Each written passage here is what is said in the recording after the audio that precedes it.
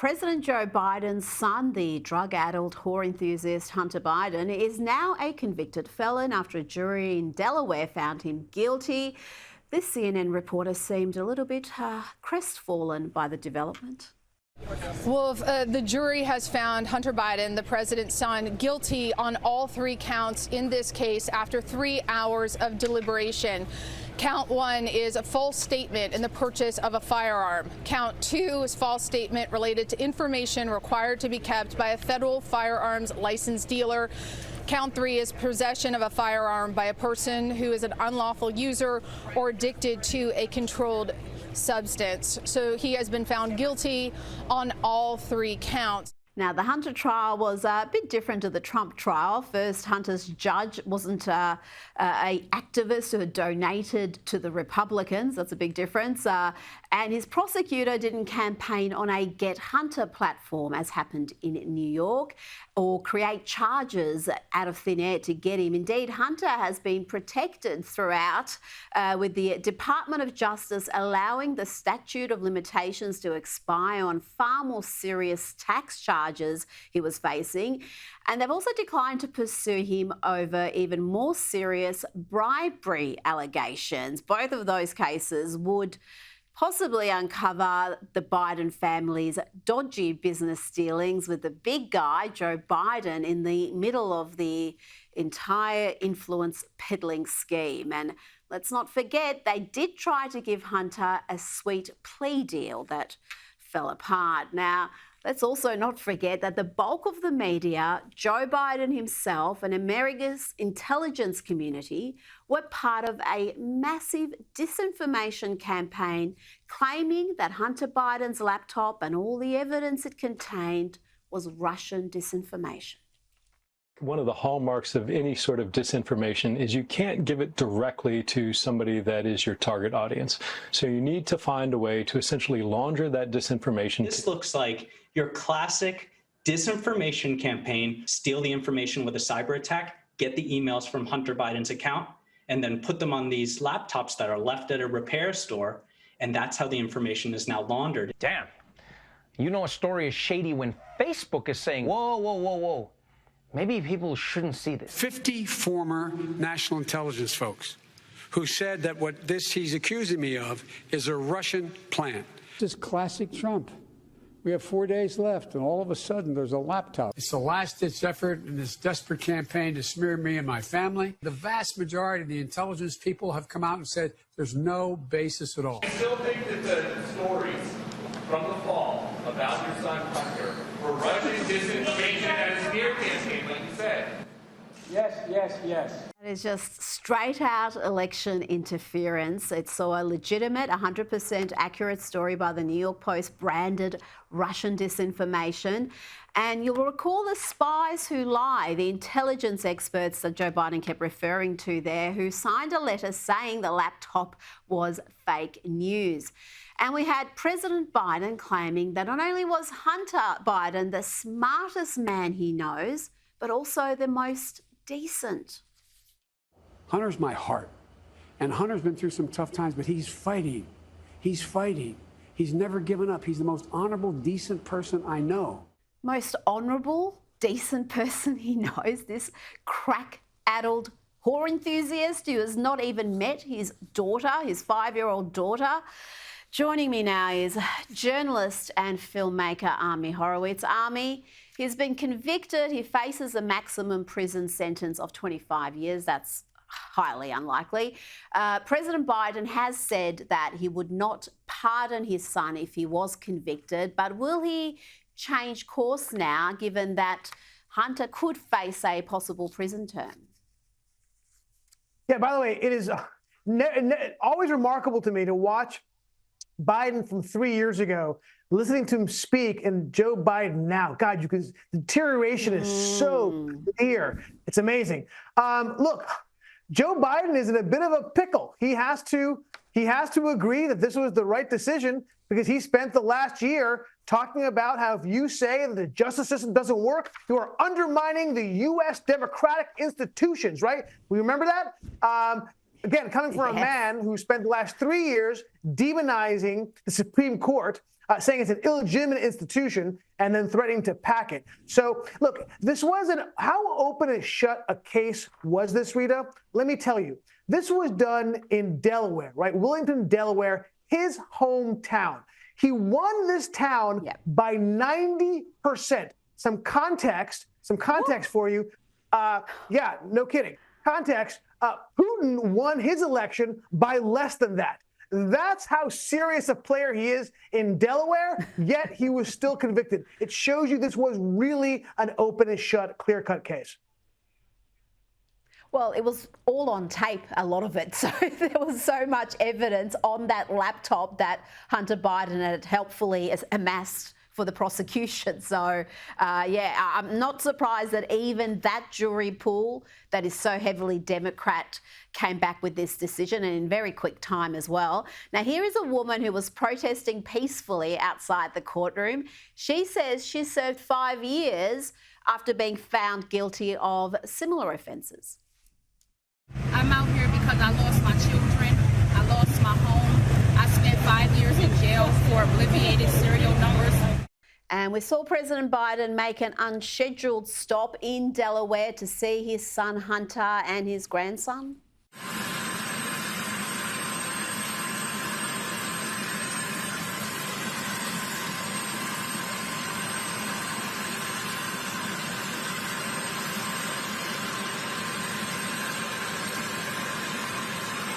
Yeah, let's Hunter get the kid away from the grandpa.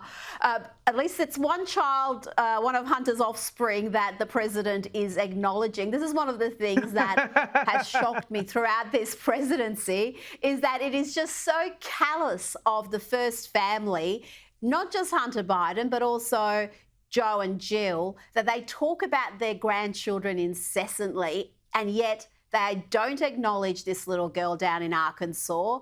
They've never met her. The father hasn't met her. He tried not to support her financially. And that seems to be just brushed over in the media. And I cannot imagine that would be happening if this was happening within the Trump family. No, you're absolutely right. Of course it wouldn't. The double standard is obvious. They even sued to make sure the kid couldn't use the Biden name. Because if they did, he probably ended up making money from the Chinese at some point. They don't want to give that piece of the pie away. Good point. Now, Democrat Senator John Fetterman is drifting further and further away from his past political positions. He was once radically left, but now he says he's no longer a progressive. Some progressives have criticized you for being a different senator than you suggested you would be when you were a candidate for Senate. What do you say to that? Well, I wasn't. I was very clear for saying that for years I'm not a progressive, and I just identified myself as just a regular Democrat. So it really wasn't any new news. Now, 8 years ago, I was a progressive, but the situation's changed, and I've been very clear that I didn't leave that label. That label left me. And that progressive label is now owned by the likes of these imbeciles marching on American soil, calling for Hezbollah, a terrorist group, to kill Zionists.